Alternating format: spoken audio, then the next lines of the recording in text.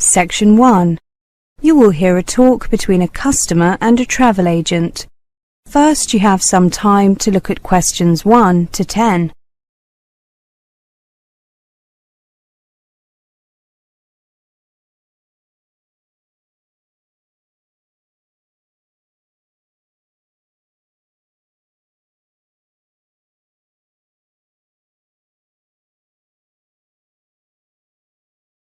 Now listen carefully and answer questions 1 to 10. Good morning. I'd like to book a flight to Toronto, please. Certainly. Flying from Sydney? Yes, on Thursday, please. Thursday the 16th, right? There are 3 flights that day. Do you prefer flying with any particular airline? I've heard that Air Canada is good, but expensive. Is there a big difference in prices between the airlines? I'll be flying business class. Yes, there is. Air Canada is the most expensive airline at $4,000 to $6,000 for business class, depending on the date of return. Qantas is $3,000 to $6,000, and Pacific, the budget airline, charges between $2,000 and $3,500. Wow, that's quite a difference in prices. I'm returning on from Wednesday 22nd, so could you check the return prices for me? Sure. Let me just enter the return date into the computer. OK. Air Canada has tickets for $4,600. Qantas has them for $4,200. Pacific has tickets for $3,200. Those prices all include taxes and surcharges. OK. Before I make a decision, I would like to know the departure and arrival times in both directions. Of course. Let's look at Air Canada first. Leaves Sydney at 10 a.m. and arrives in Toronto at 10 a.m. local time. There's a stopover in Vancouver. The Qantas flight leaves Sydney at 1:45 and arrives at 10:15 a.m. There's also a stopover in Vancouver, but it's shorter than the Air Canada one. Pacific flies via Los Angeles and leaves at 6:15, arriving at 11:55 p.m. Oh, that doesn't sound very convenient. Flying by Pacific, I mean. Well, budget airlines do offer cheaper tickets, but they are often not so advantageous in other ways. How about the returned flights? Let me check. The Air Canada flight leaves Toronto at 4 o'clock and arrives at 6 o'clock local time.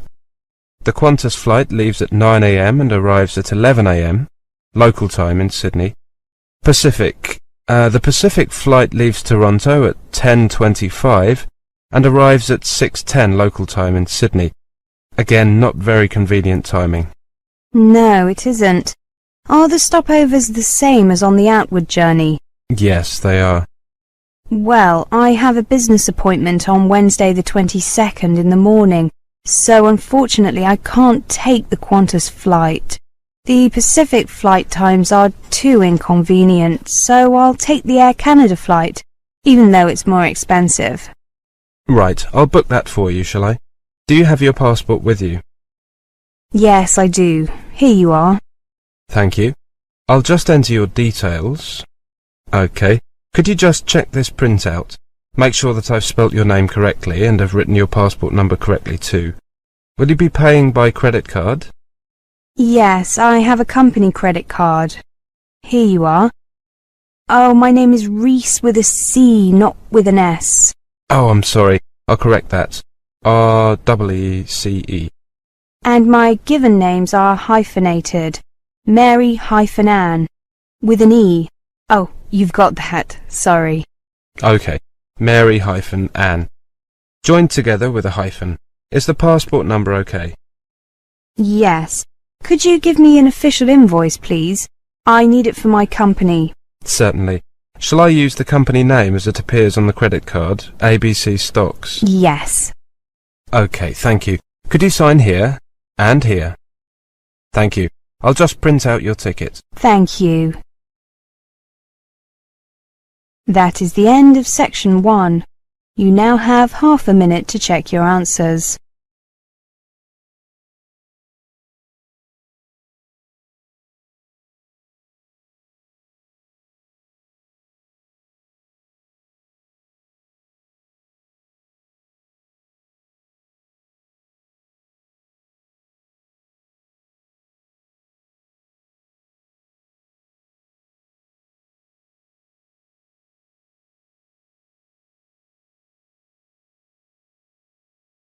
Now turn to Section 2.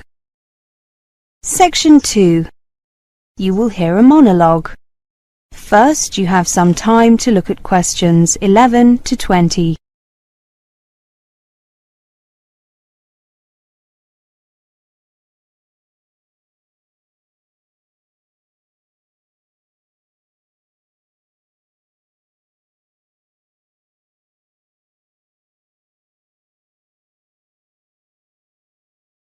Now listen carefully and answer questions 11 to 20. Good afternoon, everyone. I am here to give you a talk on tenancy agreements and other legalities. If you rent a flat or a house or bedsit, you will have a tenancy agreement or lease.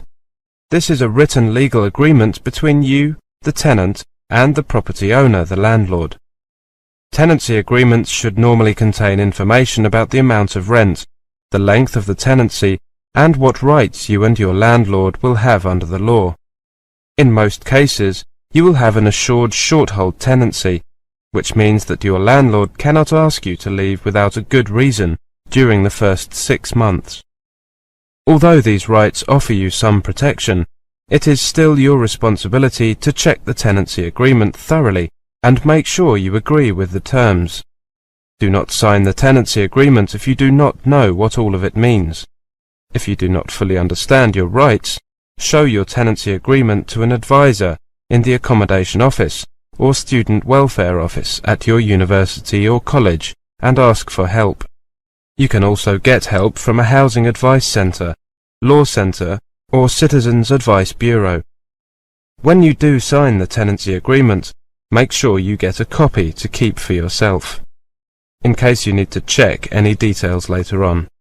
The landlord may also ask you to sign an inventory, a list of all the items in the property, pieces of furniture, kitchen items, etc. If so, make sure you get a copy of this as well. Check that it is correct and that any existing damage to these items is included before signing it. If your landlord does not provide an inventory, you should make one yourself and send a copy to the landlord. Let's take a look at payments. Before you move into private accommodation, you will probably be asked to pay a deposit equivalent to 1 month's rent. Make sure you get a receipt for any deposit or fees you have paid. When you leave the accommodation, if you have paid all your bills and caused no damage to the property, your full deposit will be paid back to you. If you are renting through an accommodation agency, you may also be asked to pay fees for preparing tenancy agreements and administration. You should also keep a written record of all the rent payments that you make, as you make them. If you have a dispute with your landlord, or you get behind with your rent, you should get advice as soon as possible. Remember that if you live in the same building as your landlord, or you have a room in a student or youth hostel, or university college accommodation, then this will affect how secure your tenancy will be. If you do not share any living space with the landlord or a member of their family, apart from means of access like an entrance hall or a staircase, or are a student living in halls of residence, or any other type of accommodation where an educational institution is the landlord, you will have basic protection from eviction. Your landlord will have to end your tenancy first, either by waiting for the end of the fixed term you agreed for the tenancy, or by giving you at least 4 weeks written notice in writing to quit, or through getting a court order. Before you have to leave. If you share living space, for example a kitchen, living room or bathroom, with your landlord or are in a student or youth hostel, you will be what is termed an excluded tenant, which means that you are outside the protection of the UK law which regulates tenancies and will not have security of tenure. All the landlord has to do to evict you is to give you notice, although they must give you a reasonable amount of time in which to leave. If you have problems with accommodation, contact the accommodation office or students' union at your university or college. If you need specialist or legal help, contact a law centre in your local Citizens Advice Bureau who will be able to tell you your rights as a tenant and the rights of your landlord. That is the end of Section 2. You now have half a minute to check your answers.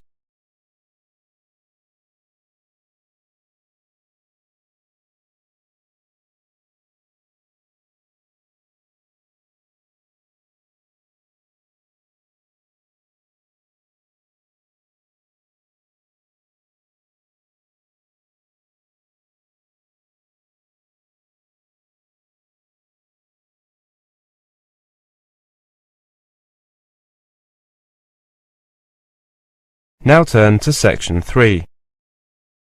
Section 3. You will hear a talk between a professor and a student. First, you have some time to look at questions 21 to 30.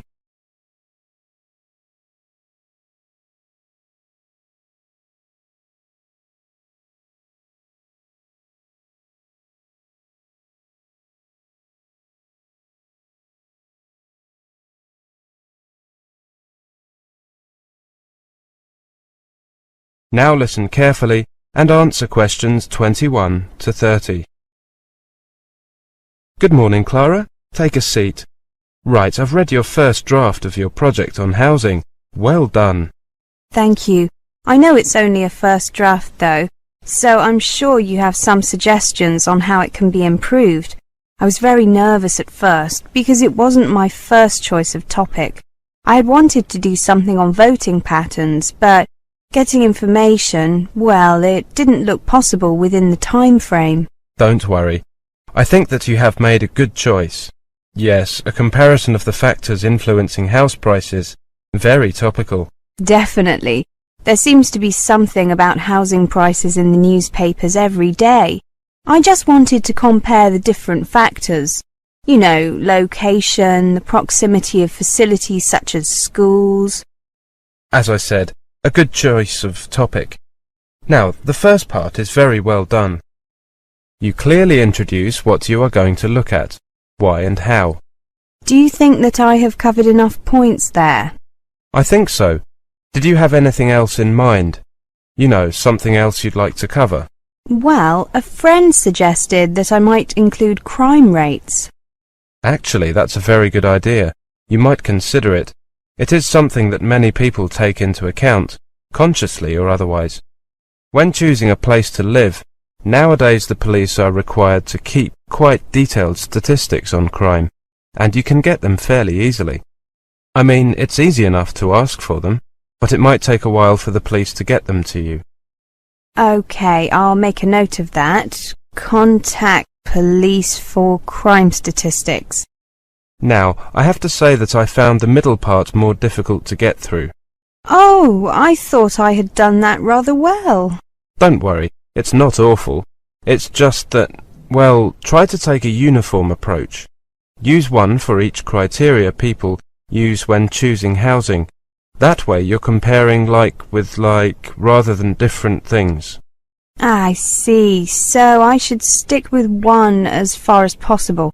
Yes, that does seem logical.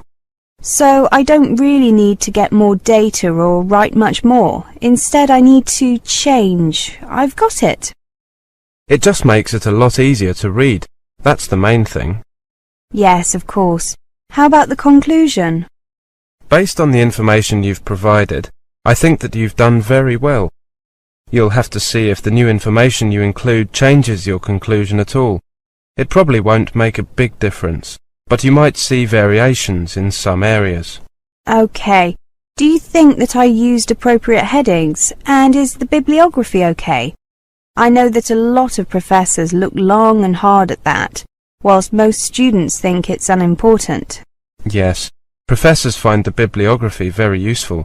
It tells us where you are getting your information from and whether those sources are appropriate. Your bibliography is fine, but you might consider changing the format. Here's a printout of the most widely accepted format. You can keep that. Thank you. And the headings? I made a few notes. Here are some suggestions. Don't feel that you have to use them. I won't be offended, but some of your headings are long-winded, whereas others are relatively short, as they should be. Thank you.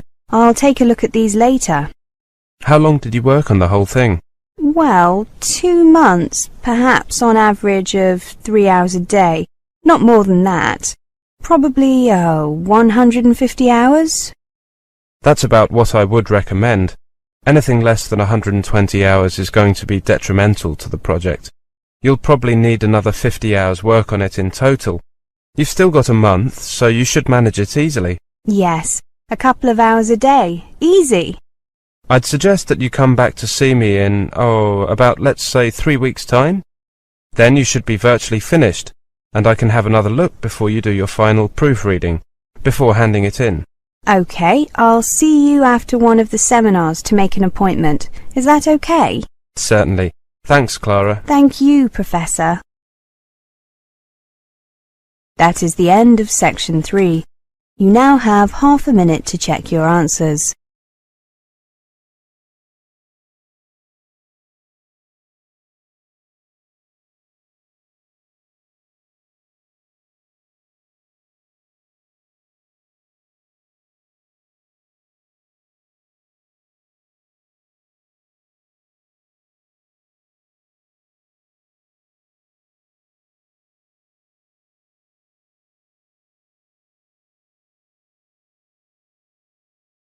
Now turn to section 4. Section 4. You will hear a presentation on scholarship and funding. First, you have some time to look at questions 31 to 40.